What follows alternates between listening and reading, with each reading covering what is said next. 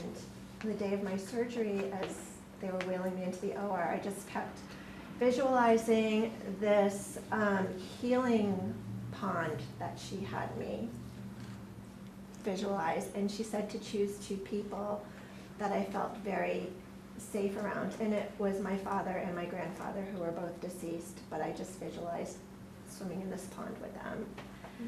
And so the surgery went very, very well.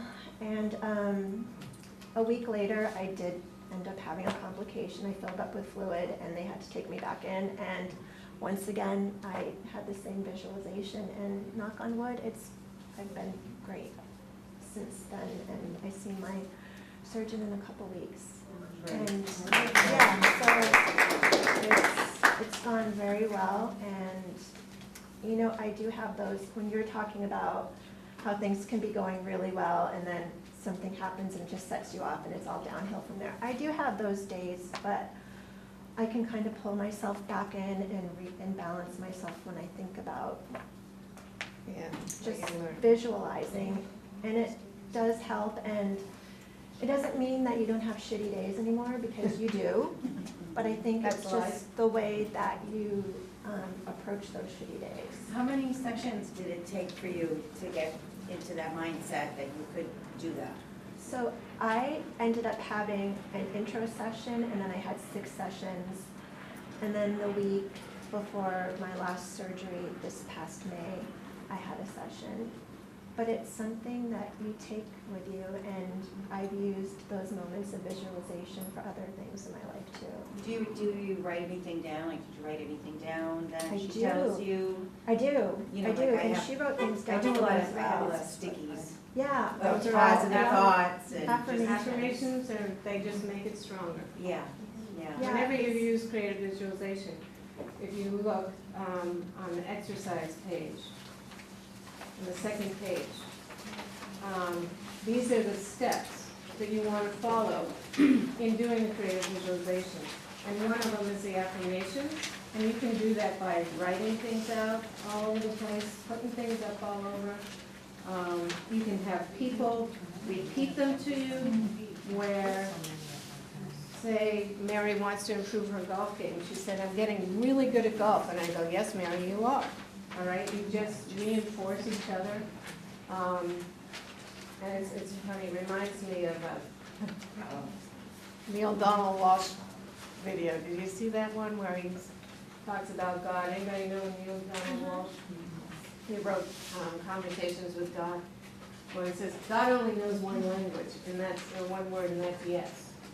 And so whenever we say anything to ourselves, we say, I'm a really bad athlete, yes. God will say, I'm a superstar, yes. I'm really lousy at golf, yes you are. You know, so just think in those terms. Whatever you're saying to yourself, if you hear yes, and that makes you feel good, that's great. If you hear yes and it makes you feel bad, get rid of that thinking. I call that stinking thinking. Because if you said, I'm really ugly, and somebody said, yes you are, oh, how would you feel, right? You feel affirmed that you are in fact unattractive. Yes, but it would also lower your self-confidence, and it has repetitive buildup over and over and over again.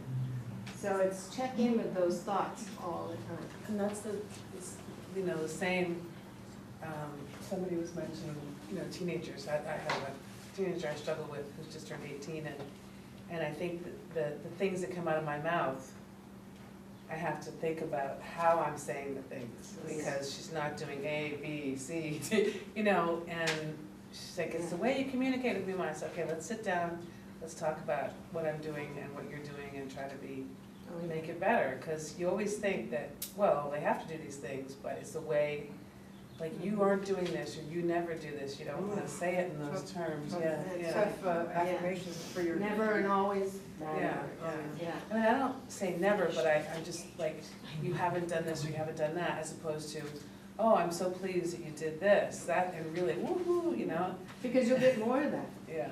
What you focus on is what you're going to get more of. Right. So I had a 16-year-old in who came in last week, and he didn't do well on his finals, comparatively speaking. I said, I said, what did you set out to do? He said, I just wanted to study enough to get a B, C, and this, and he named off the grades. And I said, what did you get? He said, a B, C, and I was like, oh, I get it. Yeah. I said, yeah, you got exactly what you wanted to get. It wasn't maybe Mom's idea. But he was so upset because he was disappointing Mom.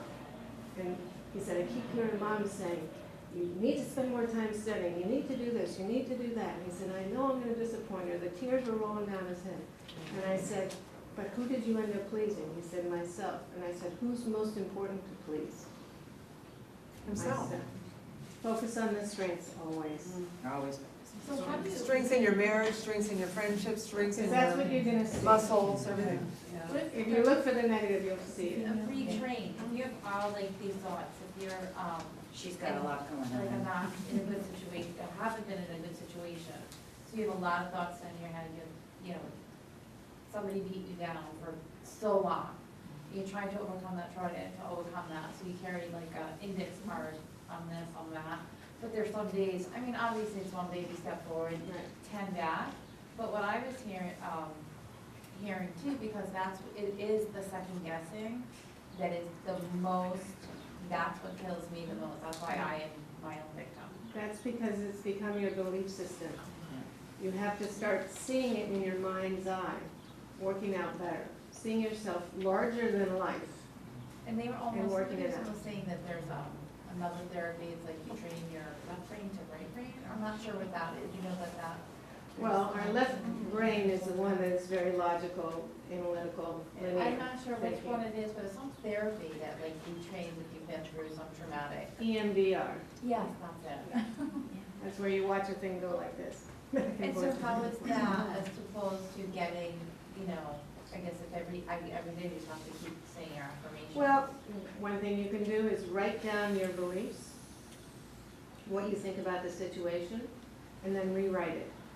Good or bad, write them down? Rewrite it in a good way. Oh. Whatever you're thinking, rewrite it. Like, I am out of this relationship.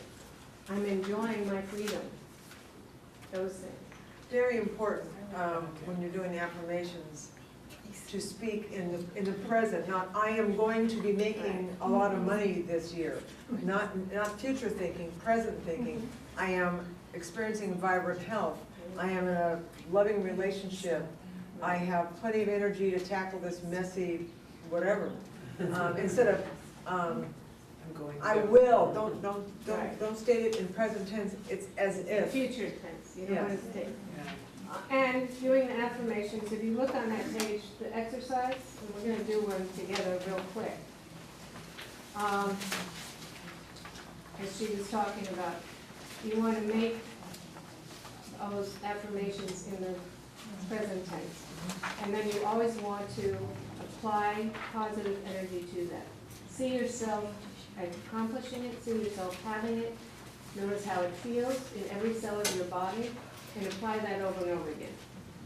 Sometimes people don't know how to do that, the positive energy thing. So what I try and tell people is think back to a time that you accomplished a goal and you felt really good.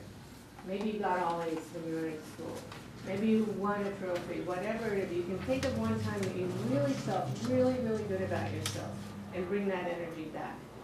And then when you get that energy feeling, that's what you want to feel like you're back there doing this or that. Does that make sense? A little harder to comprehend. And if it involves another person, like your child, you would write it in your terms of yourself. Like, I envision myself having a positive relationship with my older daughter and helping her and seeing her bloom and. Best thing you can do is see her bloom and get Oh, what okay. she wants to do. Yeah, Your thoughts of her succeeding alone will be more powerful than you second guessing her. oh, that's. a You good want idea. to visualize her. You can do energy healing from state to state, country to country, by seeing that person well. That energy will go there, and it will affect them. Oh, thank you. So you always want to see ill people sick. You don't want to go down there with them. You want to see them healthy and thriving.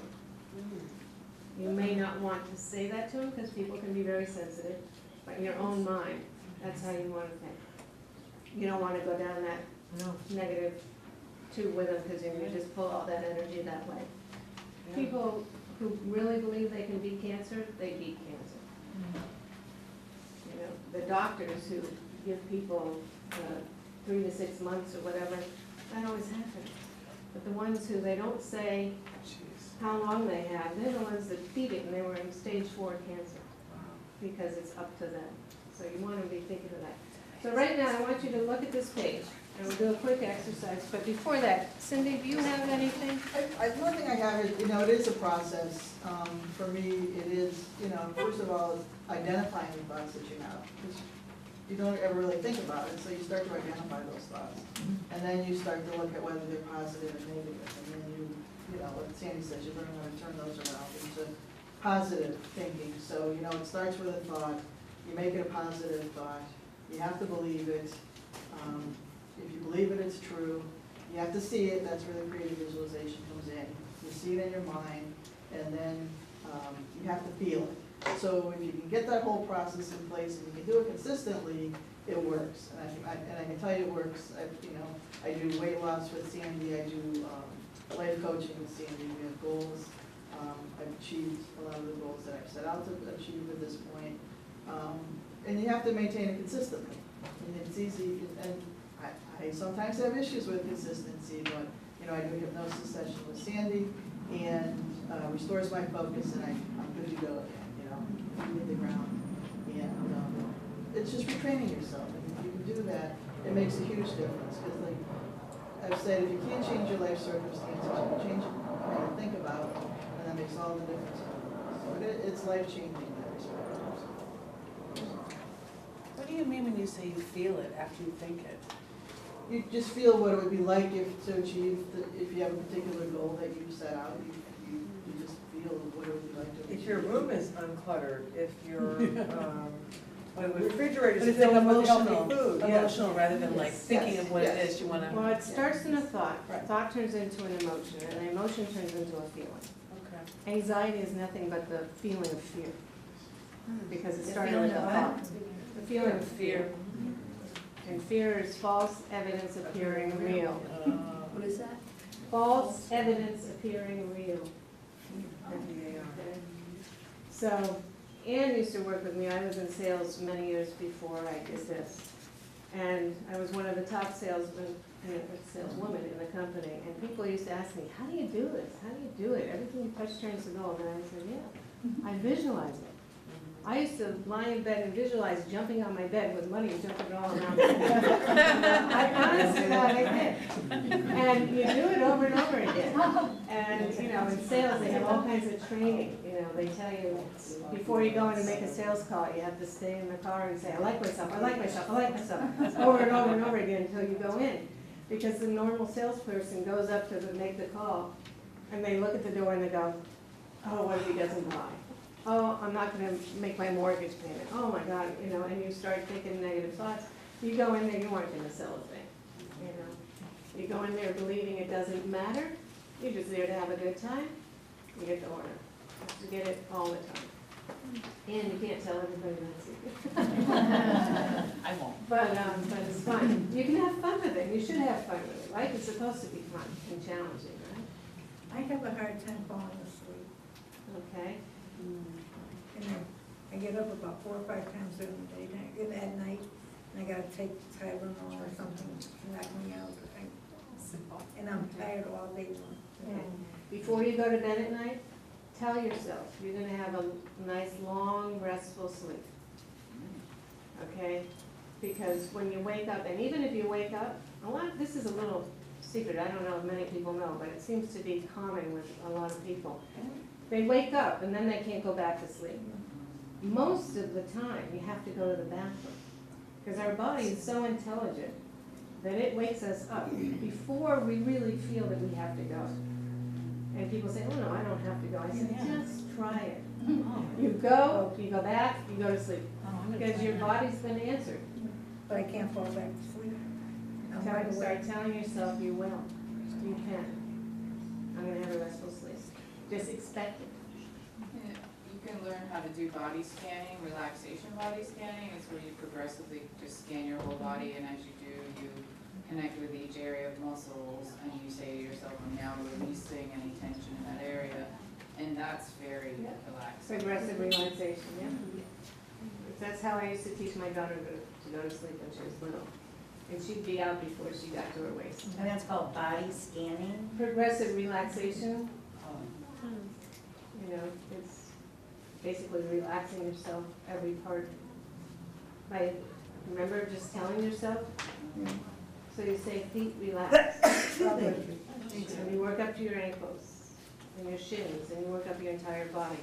That's how I get people into a hypnotic state.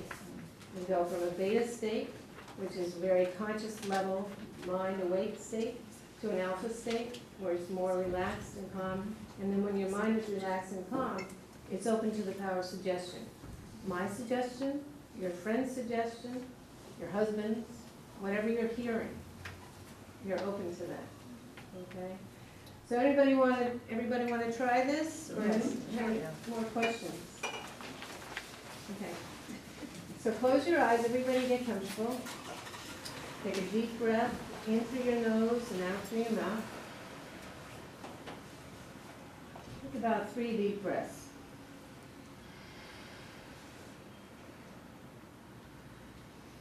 And just notice how your body feels as it becomes more and more relaxed. Now, if you're really going to do this at home, you want to give yourself enough time to really get in a relaxed state. We're just going to walk through the exercise so you know how to do it. So once you're in a deep, relaxed state, you don't have to even be deep, but you feel relaxed, you feel calm. Then you want to imagine a situation or an object that you want to change. Or you can think of that before you do the relaxation. It really doesn't matter either way. But once you have that idea, that image, that object, that situation or circumstance, I want you to visualize it. And I want you to visualize it working out exactly as you want it to. Or having that object, holding it. For example, if you wanted a new Mercedes, imagine what it feels like to sit in that seat. Put your hands on the wheel. Notice if there's any sounds or smells. Is that me? Nope. So imagine everything you can about that object, situation, or